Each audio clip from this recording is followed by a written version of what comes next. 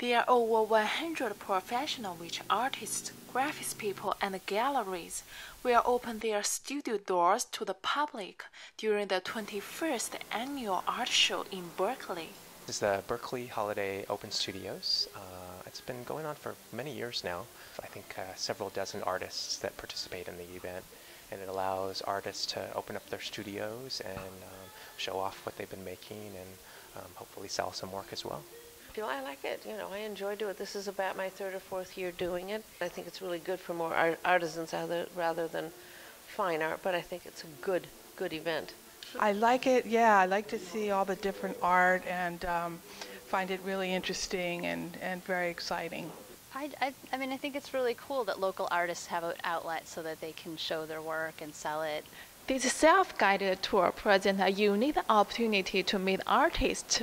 Our work is handcrafted.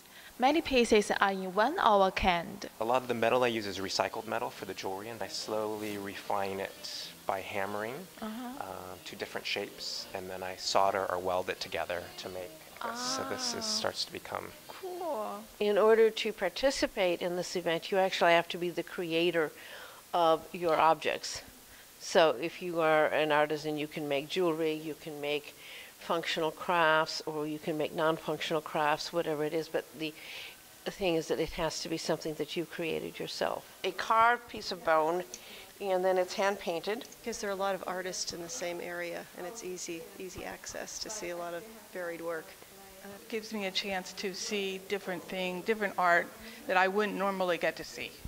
You can't hit people over the head with a message, but I want them to come away from my work thinking about something that perhaps they hadn't thought about before in that way.